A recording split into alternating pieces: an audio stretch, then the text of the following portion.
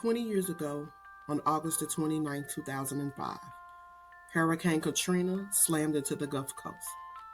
It wasn't just one of the deadliest hurricanes in the U.S. history, it was a storm that left scars on the entire generation. The images are still burning into our memory. Flooding streets, families stranded on rooftops, entire neighborhood washed away.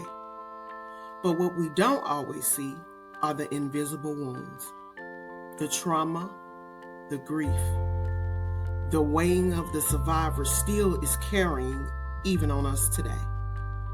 In this episode, we are looking back at Katrina, not just as a disaster, but as a story of resilience, survivor, and healing. We will talk about what it means to honor survivors 20 decades later, and why supporting mental health is just as important as rebuilding homes and levees. Because the storm may have passed, but for many, the recovery never ended. This is Domestic Friday, and today we will remember, we will honor, we will heal together. With that being said, welcome to the podcast. Hello. Welcome again to the podcast called Domestic Friday. I am your host, Phenomenal Mindy, and I just want to thank you and give you honor for tuning into this channel and to listen to such a horrific thing. And I know a lot of people have been covering this story. I know a lot of different networks have covered this story and dropped the story this week. But what I kind of want to do is get more personal on things that they do not talk about, and when I say this, I mean no harm. A lot of people can do this just for monetary gain or to get eyes on certain p- specific, topic that was in these circling around the world, but nobody's is telling stories or going to different people and getting their stories on how they survive and how um they're continuing to survive, and some people may not. But today we gonna talk about this, y'all. We gonna talk about mental health for survivors. What do we do now, 20 years later? How do we fix this? How do we give our help and support that people that not included? I am gonna play a clip today that's gonna be kind of a little touchy, but I do want the people to be able to hear survivor stories and not just me telling things or not just the networks. You hear from the actual people. So 20 years ago, Hurricane Katrina was devastating to the Gulf Coast. The storm passed, but the survivors and the healing is a continuous thing. So, with that being said, we're going to talk about the visual destruction and the invisible trauma that's plaguing in New Orleans. And not just certainly in New Orleans, because these people are in Texas, Mississippi. Some people even came to Memphis.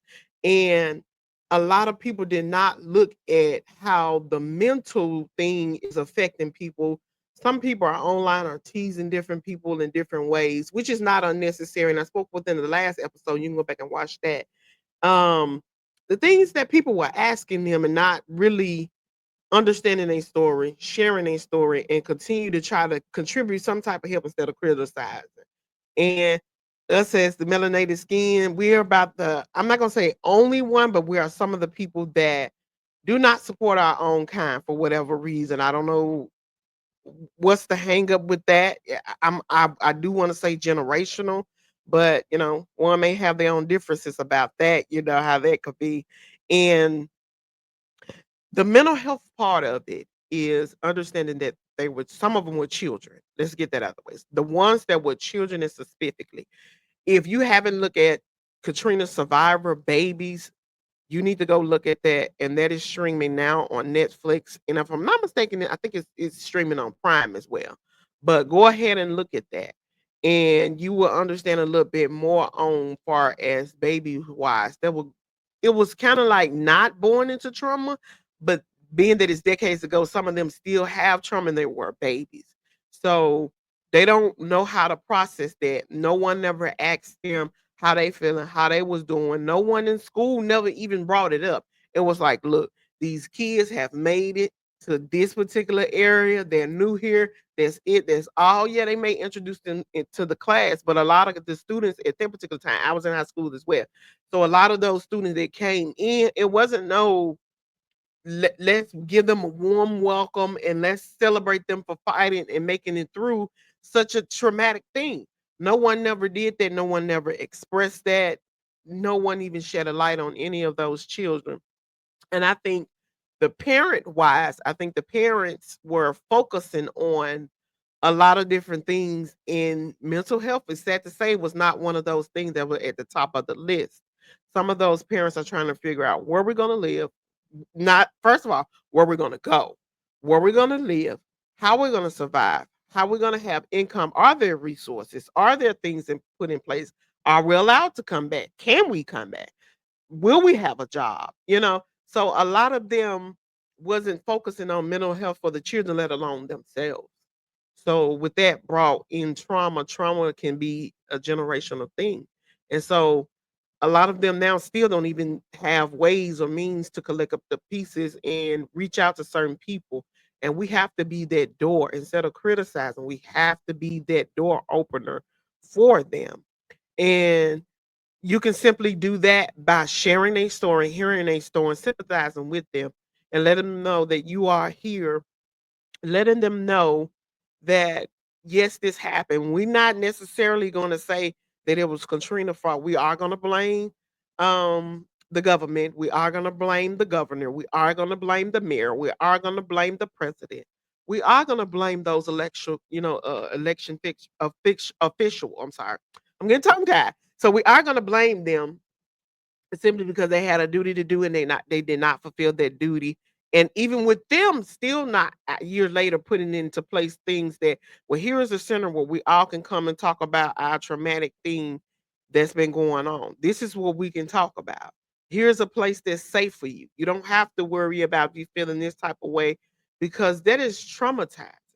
And a lot of people can say what they would have did if they was in their position, but they wasn't. So they can only just speculate and give their 2 cents about it. But if you don't have any passion for humanity, then I have to really look at you as an individual. I'm gonna look at too some of those people that could do didn't even do. And to the ones that did, we thank you as well. And again, we're gonna continue to help these victims. We're going to continue to push forward with what we have, and we can gain more by being open and not letting this go underway 20 years from now and nobody's talking about this ever again. We want to continue to tell this story. This is kind of like a culture thing because as I begin to look at some of those documentaries and some of those victims, I begin to see that back then when it happened in 2005, there was absolutely no color because all type of nationalities was down there together. It wasn't an individual thing. So even with that, pulling together was a traumatic thing. It was something that everybody did still struggle with. But I'm going to play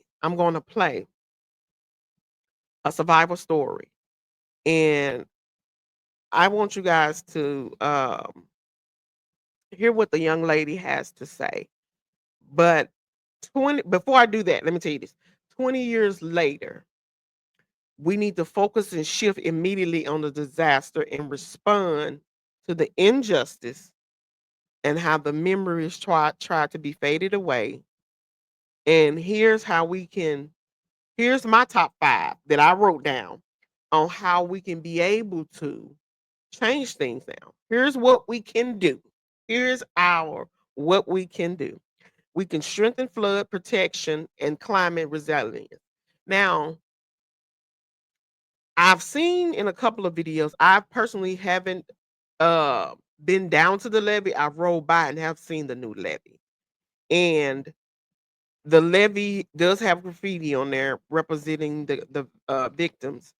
And I have seen the infrastructure, but I have not seen visual eyes on the pumps and all the necessary things that was taken into place to quote unquote rebuild this. I haven't seen that, not even the green infrastructure.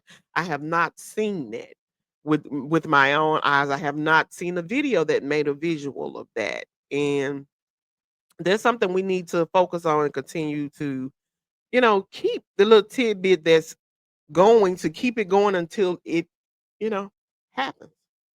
Don't give up. Keep going until something different happens. Now, don't be insanity and keeps doing the same thing and don't receive results. Don't do that. You know, so we're gonna kind of preserve this history, and 20 years later, hopefully, we still can be able to talk about the tragic. And then we want to go out and support the museum that have different, what I want to say, different artificial of people that not actually the people names because you can't there's no totality actually count. There's a number figure, but not an estimate of what of those people that passed on or passed during or passed after the storm have left. So those different museums, those oral history projects in the community telling stories in the memory to keep it alive. I remember a couple of years ago when I went to New Orleans,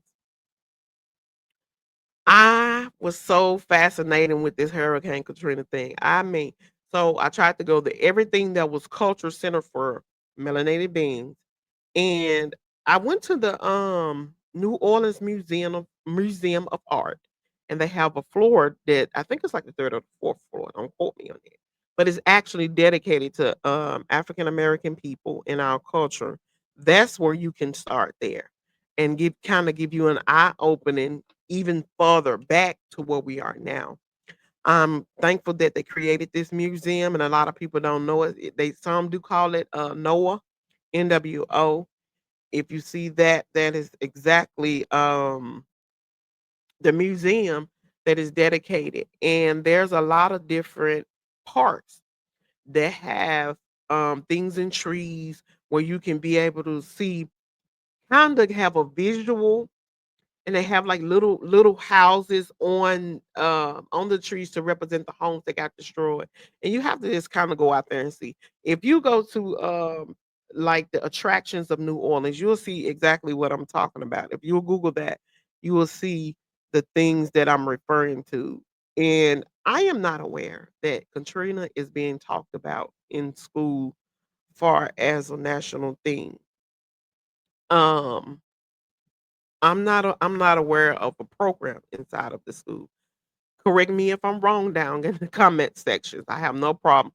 Correct me if I'm wrong with that, but I have not ran across that. But what I do want to address is the neighborhood. Before everyone was saying evacuate, evacuate. A lot of people have not also realized this is not something that was included in the documentary as well. That these people lost their homes before all of this happened. Some banks, all of the different people, I'm not gonna say, wanted these people land. They wanted the land. And so they couldn't force them to do it. So in order to force them to do it, why not let the levees be destroyed? You have to think and know that this is something that actually happened. This is something that the government did, whether you want to face it or not. You really you really need to go back and watch a couple of them episodes. But they wanted to take those different people neighbor homes, and they wanted to rebuild. In some way, and form, or fashion, they have done that. And that's how it come about with a lot of the gentrification that's going on with the new in New Orleans now. A lot of the corruption that's going on in New Orleans.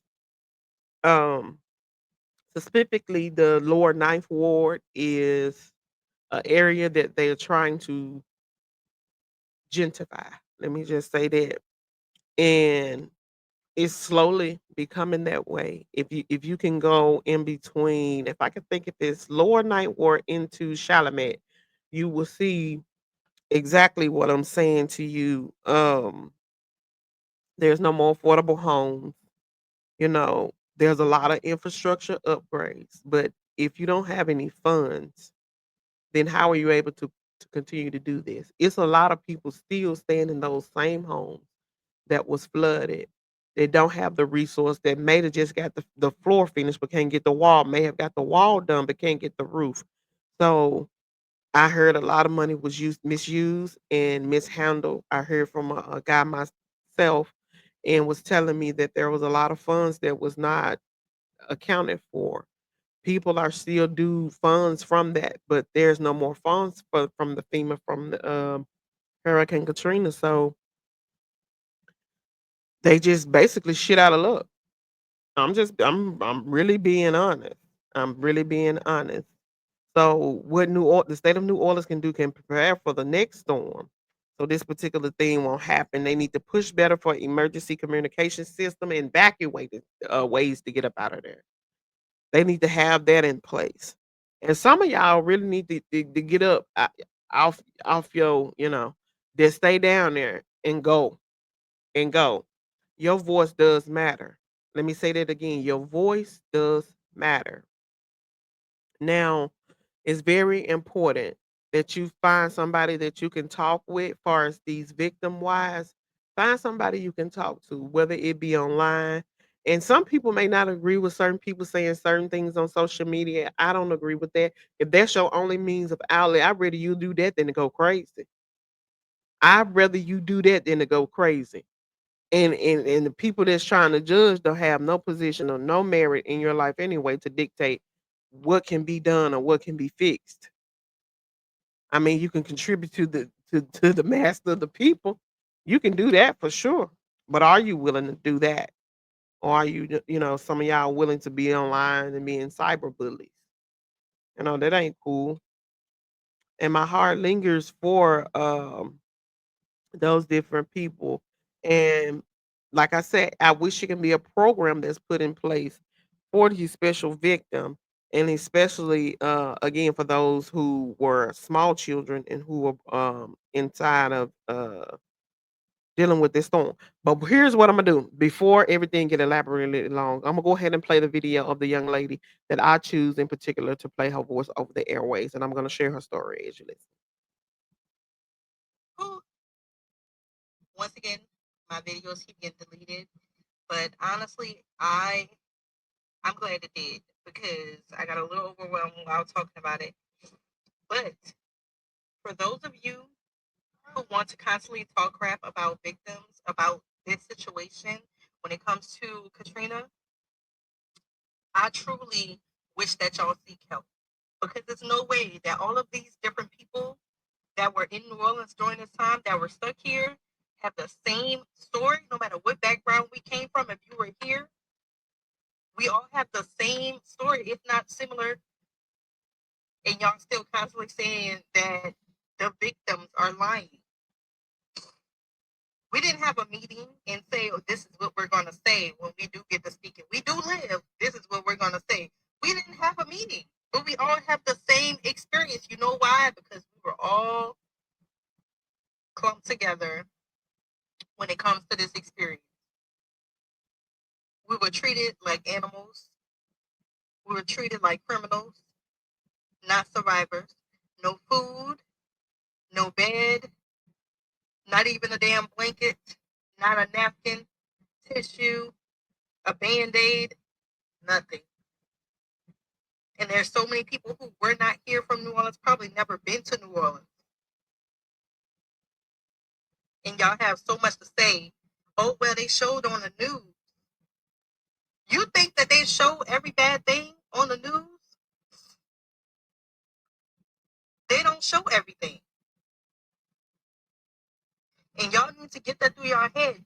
All of these people, thousands of people would not be telling the same story. And I don't mean like the exact same words, but I mean the same experience in different places of the city. We had the same experience. And y'all are still trying to say that New Orleans people are lying for what? What do we need to lie for? What are we gaining? What are we gaining? Nothing. We're not gaining a damn thing from this. And I was a child that lived through this, thinking that I was getting ready to start school and go and play with my friends.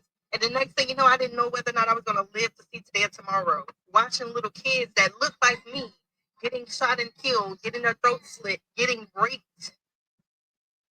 And the police were right there. Were they helping? No. What were they doing? Making sure that you did not move from the spot that they told you to sit in. And if you moved, you had a gun shoved in your face. No person should have to live through that. No child should have to experience that. No child should ever have to worry about whether or not I'm going to die today, whether I'm going to see tomorrow, whether I'm going to get food.